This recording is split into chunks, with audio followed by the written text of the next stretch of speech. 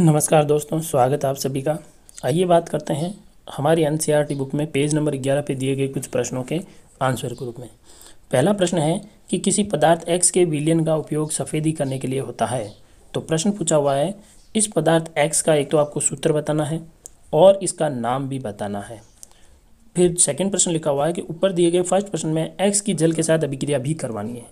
तो हमें पता है कि सफ़ेदी करने के लिए जो पदार्थ काम में लिया जाता है वो कैल्शियम ऑक्साइड होता है। ठीक है, तो पदार्थ X जो होता है वो कैल्शियम ऑक्साइड होता है और इसका सूत्र जो होता है वो CaO होता है। दूसरा, इसकी जल के साथ अभिक्रिया करवानी है, तो ये जल के साथ में तीव्रता से अभिक्रिया कर लेता है और इससे ऊष्मा उत्पन्न होती है। तो ये देखिए, बिना बुझा हुआ चूना है कैल्शियम ऑक्साइड, इसकी अभिक्रिया हमने जल से करा दी, ये बन गया कैल्शियम हाइड्रोक्साइड जिसे कहा जाता है बुझा हुआ चूना। तो बिल्कुल ईजी प्रश्न था, ऐसे प्रश्न आपको कॉपी के अंदर करने हैं, बहुत अच्छे प्रश्न है ये। चलिए अब आता है कि दूसरा प्रश्न क्रियाकलाप का। तो क्रियाकलाप 1.7 में एक प्रश्नल में एकत्रित गैस की मात्रा दूसरी से दुगुनी होती है तो उस गैस का नाम बताइए। तो मैं डायरेक्ट आपको प्रयोग पे लेकर आता हूँ। इस अभिक्रिया में हम देख पा रहे हैं कि ये जो प्रयोग है इसके अंदर हमने जल के अंदर विद्युत धारा प्रवाहित की थी, तो इसको कहते हैं विद्युत अपघटन। और विद्युत अपघटन में एक इलेक्ट्रोड पर हाइड्रोजन गैस निकलती है, दूसरे इलेक्ट्रोड पर ऑक्सीजन गैस निकलती है।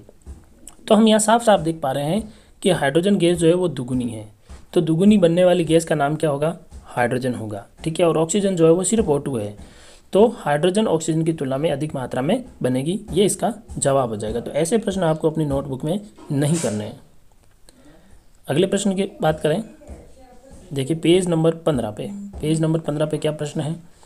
प्रश्न है कि जब लोहे की कील को कॉपर सल्फेट के विलयन में डुबाया जाता है तो विलयन का रंग क्यों बदल जाता है?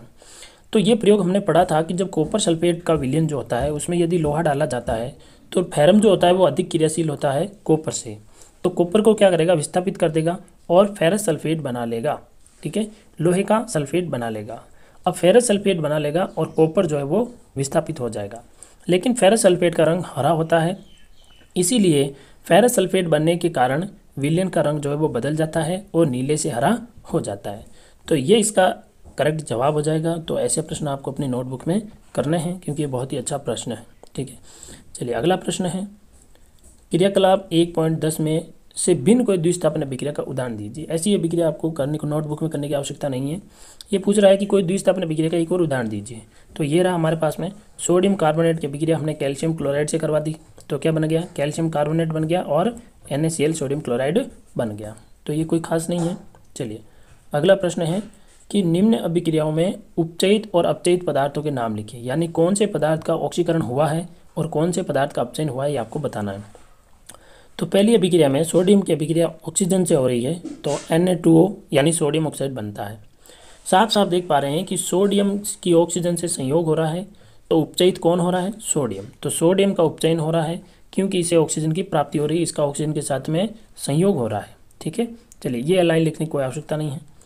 दूसरी अभिक्रिया में देखा जाए तो कॉपर ऑक्साइड से कॉपर बना है तो इसका अपचयन हो रहा है, और हाइड्रोजन से ऑक्सीजन बना है तो इसका ऑक्सीकरण हो रहा है।